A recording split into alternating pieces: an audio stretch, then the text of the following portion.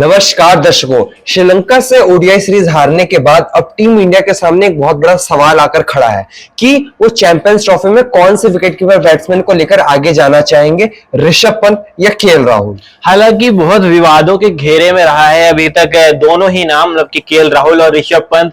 जब केएल राहुल को चांस दिया गया तो उनकी परफॉर्मेंस थी उस तरह से जो उस स्तर की नहीं है, उस स्तर पर मैच नहीं खाते कि आप चैंपियन ट्रॉफीज खेलें इन प्लेयरों के साथ। हालांकि केएल राहुल का परफॉर्मेंस उतना निखर के नहीं आया, पर अगर बात करें ऋषभ पंत की तो उन्होंने भी उतना कुछ खास किया नहीं ओडीआई में। ऋषभ पंत ने भी टी20 फॉर्मेट में अच्छा खेला, उन्होंने वर्ल्ड कप अच्छा खेला था।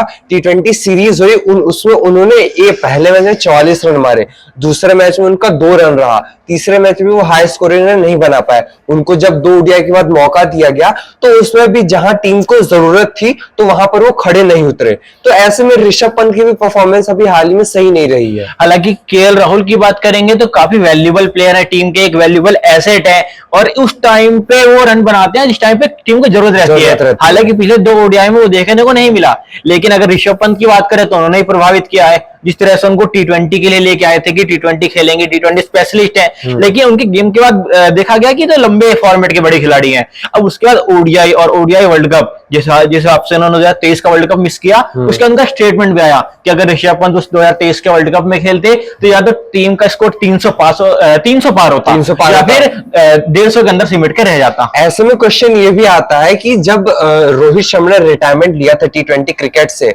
तो वहां पर कैप्टनसी में ऋषभ पंत का भी नाम आ रहा था कि हार्दिक पांड्या की जगह ऋषभ पंत को भी कैप्टन बनाया जा सकता है, लेकिन ऋषभ पंत ने वैसा परफॉर्मेंस ही नहीं दिया, उनको कैप्टन नहीं बनाया गया, उनका परफॉर्मेंस नहीं रहा। फिर ओडीआई मैच में भी उन्होंने परफॉर्मेंस नहीं दिया और अब इंडिया के सामने क्वेश्चन इसलिए बड़ा आ चुका है क्योंकि अब उनके पास सिर्फ 3 ओडीआई मैचेस जो फरवरी में खेले जाने वाले में, और ऐसे में दोनों ही विकेट कीपर का परफॉर्मेंस ना होना ये इंडिया के लिए काफी बड़ा ड्रॉबैक हो सकता है। हालांकि अगर बात करें गेम प्लान की, स्ट्रेटेजी की, किस तरह से खेलते हैं, तो आप अमूमन देखेंगे कि ऋषभ पंत का जो गेम है वो सामने वाली टीम पे दबाव देने वाला है। जब ऋषभ पंत बैटिंग करते हैं तो सामने वाली टीम पे दबाव डालने की कोशिश करते हैं, जिस तरह से उनके मेन गेंदबाजों को टारगेट करते हैं। और वहीं पर केएल राहुल की बात करें तो केएल राहुल अपने गेम को काफी सटीकता से खेलना चाहते हैं। वो उस तरह के क्रिकेटिंग शॉट भी यूज नहीं करते जिससे कोई रिस्क को, काफी प्लेन शॉट में खेलते हैं और आक्रामक रवैया काफी कम अपनाते हैं। केएल राहुल का खेलने का अंदाज काफी सिंपल रहता है, वो इनिंग्स को आगे बढ़ाने में ज्यादा विश्वास रखते हैं। वहीं पर जहां पर ऋषभ पंत खेलने आते हैं तो वो तरह तरह के शॉट्स लगाते हैं, फील्ड में एक माहौल करते हैं, बॉलर्स पे प्रेशर लगाते हैं। वहीं पर केएल राहुल जब बैटिंग करने आते हैं तो उनका टारगेट रहता है कि टीम को हाई स्कोरिंग रन तक ले जाना है या फिर टीम की रन चेस करना है। तो ये दोनों डिफरेंस है उनके अंदर। हालांकि ऋषभ पंत ने आखिरी जो शतक मारा था अपना ओडीआई में 130 रनों की पारी खेली थी इंग्लैंड के खिलाफ, जिसमें उन्होंने लगातार 6 में से 5 गेंदों पर चौके लगाए थे। और केएल राहुल की बात करें तो उनकी आखिरी परफॉर्मेंस थी जिसमें उन्होंने 62 रन की पारी खेल पाए थे और उतना अच्छा नहीं, उतने अच्छे नहीं दिखे थे। यानी कि अगर कुल मिलाकर बात करें तो ऋषभ पंत की परफॉर्मेंस तो है, पर केएल राहुल को नकारना कोई छोटी बात नहीं होगी क्योंकि केएल राहुल कोई छोटे प्लेयर नहीं है, उस कदकाठी के प्लेयर नहीं है कि आप उनको नकार देंगे, आप इनको इग्नोर करेंगे। केएल राहुल जो फॉर्म रखते हैं, यानी कि जिस तरह का कंट्रीब्यूशन देते हैं, बात करें तो उन्होंने ओपनिंग करते समय भी शतक मार रखा है, नंबर 3 पे भी, 4 पे भी, लगातार नंबर 5 पर भी उन्होंने शतक मार रखा है। तो जिस हिसाब से केएल राहुल एक वैल्यूएबल एसेट है। हालांकि फॉर्म अभी खराब है, जिस तरह से हमने आईपीएल में देखा कि आईपीएल में भी उनकी बल्लेबाजी चली नहीं, जिस तरह से क्विंटन डिकॉक ने पूरा दारोमदार उठाया था। उसके बाद फिर यहाँ पे बात करें ऋषभ पंत की, तो ऋषभ पंत आईपीएल में तो रन बना के अच्छे खासे रन बना के एक्सीडेंट के बाद वर्ल्ड कप में भी परफॉर्मेंस दिया। अब बात यहाँ पर ऋषभ पंत के लिए ये भी आती है ना कि ऋषभ पंत का जो लास्ट ओडीआई था वो 22 नवंबर को खेला था 2022 में, उनके बाद उनका एक्सीडेंट हुआ था, वो 1 साल इंटरनेशनल क्रिकेट से बाहर थे। फिर उनकी 2024 में आईपीएल से वापसी हुई और उन्हें 2024 में सिर्फ एक ही ओडीआई मैच खेलने का मौका मिला। तो इसमें इस चीज की भी कमी है कि ऋषभ पंत को मौके नहीं मिले अपने आप को प्रेजेंट करने के लिए। ओडीआई उतना खेले नहीं, अभी तक बात करें तो सिर्फ 31 ओडीआई के मैच खेले हैं यहाँ पर ऋषभ पंत ने। और केएल राहुल की बात करें तो 77 ओडीआई खेल चुके हैं, जिसमें 49 के एवरेज है इनका और 86 का स्ट्राइक रेट है।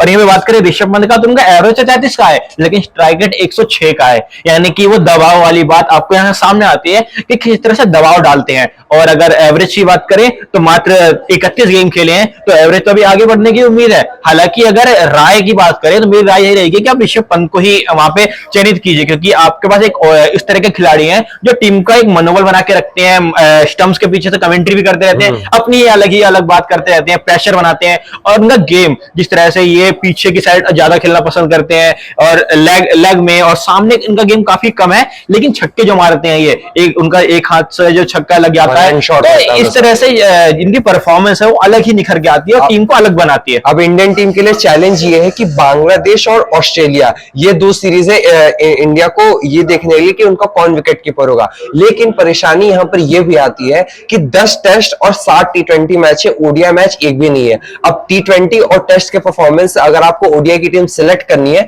तो ये सिलेक्टर्स के लिए और इंडियन कैप्टन के लिए दोनों के लिए मुश्किल खड़ी हो सकती है। अगर आप टीम सिलेक्ट फरवरी के एंड तक करेंगे तो आप वहां भी आप टीम को लेकर श्योर नहीं है कि आप किसको लेकर जाना चाहते हैं। ऐसे में इंडियन टीम के पास एक ही ऑप्शन है, border Gavaskar trophy. Border Gavaskar trophy जब इंडिया खेलने जाएगी ऑस्ट्रेलिया तो वहां पर ऋषभ पंत और केएल राहुल दोनों टीम में जा सकते हैं। और यहाँ पर अगर बॉर्डर गावस्कर ट्रॉफी की बात करें तो काफी स्टार बल्लेबाज बन के निकले थे ऋषभ पंत, जिस तरह से उन्होंने वो गावा की पूरी सीरीज जिताई थी।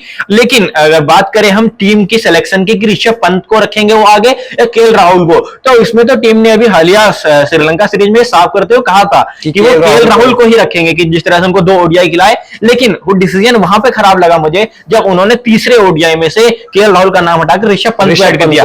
अगर आप रख रहे हैं विकेट कीपर को तो उसको कम से कम भरोसा कीजिए, कम से कम एक सीरीज खिलाइए, या फिर अगर आप नहीं रखना चाहते हैं तो आपको ऋषभ पंत को ही रखना चाहिए था। केएल राहुल की काबिलियत पे हम बिल्कुल भी शक नहीं कर सकते। ऐसा नहीं वो अभी परफॉर्म नहीं कर रहे हैं तो उन्होंने कभी परफॉर्म नहीं किया। आप शुरुआती दौरों में देख लीजिए 16, 17, 18 इन सालों में केएल राहुल ने बेस्ट विकेट कीपिंग परफॉर्मेंस दी है। ऋषभ पंत से काफी सीनियर प्लेयर भी है, मैच्योरिटी है उनके दिमाग में, उनके गेम में क्लास है। तो आप ऋषभ पंत की जगह केएल राहुल को ले या फिर केएल राहुल की जगह ऋषभ पंत को ले, ये दोनों ही चॉइस काफी टफ हो सकता है टीम इंडिया के लिए। अब देखना ये होगा कि टीम इंडिया ऋषभ ताबड़तोड़ पंत की तरफ जाएगी या फिर क्लासी केएल राहुल के पास। ये पूरा पेचीदा मामला है और जहां तक मुझे लगता है कि टीम उस परफॉर्मेंस के बाद ज्यादा ऋषभ पंत का ही करेगी, लेकिन टीम ने इससे पहले भरोसा जताया था केएल राहुल पर। तो ये पूरा देखना मामला होगा। आपकी क्या है राय, इस पर जरूर बताएं और वीडियो को चैनल को सब्सक्राइब करें, वीडियो को लाइक जरूर करें। आपका धन्यवाद।